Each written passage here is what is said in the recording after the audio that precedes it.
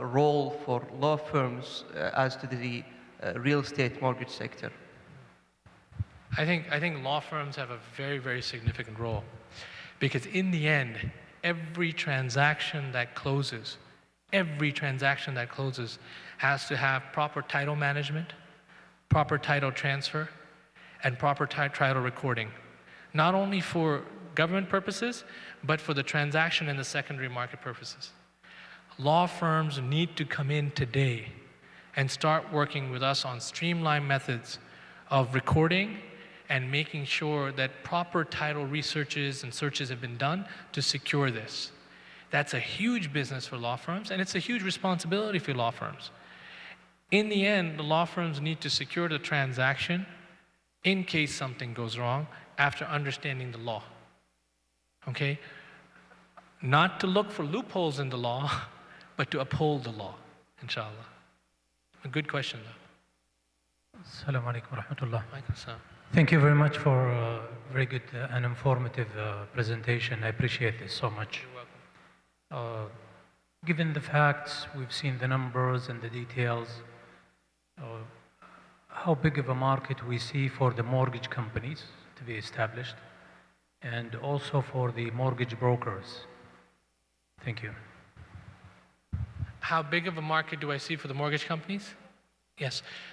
I mean, just if you look at the conservative demand, and just as if you look at the amount of money needed that I showed you over 10 years, it's 1.2 trillion riyals. 1.2 trillion riyals.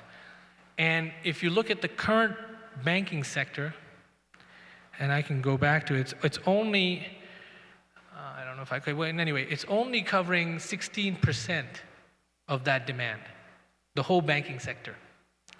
So mortgage finance companies have a tremendous opportunity over the next 10 years.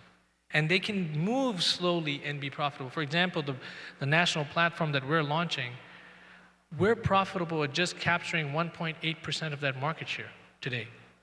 Now, the platform that we're building can do 10 times that. But the reason we're being conservative in our planning is it's a huge industry, there's tremendous potential, and we will grow with the industry. So 1.2 trillion is the number that I would put out there as conservatively as the amount of capital that needs to be infused and how big the opportunity is. Also, do you see a room for the mortgage brokers companies, to be set up? Yeah. Earlier, I meant to say earlier, what would be the challenges for setting up mortgage, companies? I think that's what I meant to say earlier. What will be the challenge to set up a mortgage brokerage? First for the mortgage companies. Okay. Seeing and hearing the facts, the big market that exists, especially in the operation here in Saudi market with the restrictions, etc. And also the room for setting up mortgage brokers. Right, absolutely. It's a tremendous question. Fully loaded question too. The challenges for the mortgage brokerage are clear. If they were unclear, then I would be concerned. Obviously, one of the biggest concerns is the mortgage law. Not about what the mortgage law is, because it's very comprehensive, but we now need to pass it, and it has to be passed. Second, the challenge becomes liquidity, which is a challenge. But we know from our experience that liquidity, once the transactions are taking place, will come. Even the banks will realize over time that they need to be wholesale lenders to the mortgage industry rather than go and try and originate transactions themselves. The government is reacting to it because it's already working and thinking about creating a liquidity center that will supply liquidity to the industry.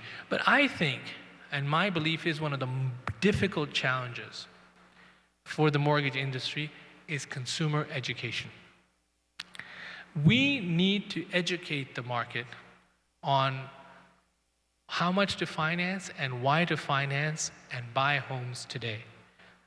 You see, we're living in a social culture where debt is considered something bad. And debt is bad. But financing yourself to buy into equity that is going to be worth something in the future is an insurance product. We don't want to continue to live in a society where a 60-year-old retired person is asked to leave his home because he no longer has a job.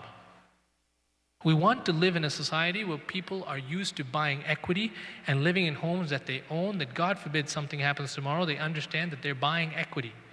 Transactions need to be stimulated and motivated not just by money, but by proper education and comfort level. So I think the real estate industry as a whole and the mortgage industry will have to go into this tremendous educational campaign to educate and teach people how to buy the right house, not to wait for that dream house. As my colleague from ICD likes to say, don't sell mortgages and financing as go buy your dream house. Sell it to say buy equity, build your equity, and it's okay if you have a transitional house today. You will get to your dream house someday. But the thought process of dream houses and everything has to be eliminated. As far as mortgage brokers are concerned, the mortgage brokerage industry is a very interesting industry, and we need it because they are the heartbeat if they're motivated. Now, there are real estate brokers in the industry today, but the real estate brokers mostly are part-time players. What the mortgage industry will do will teach them how to become mortgage brokers as well, give them an incentive to become mortgage brokers so their incomes can increase. But we would like these brokers to be full-time dedicated to the market. These brokers are a huge third-party channel for us, but they will have to be trained and they will have to be licensed. It is important for brokers to be licensed and to have a fiduciary duty to do what's right, both for the institution and the end buyer. That has to be done. Otherwise, we'll have the same thing that we had in the United States, and I'll recap what happened. You had investment bankers and money managers who are also brokers of money. With all due respect, I was one too, and I've been part of the industry, who were giving money directly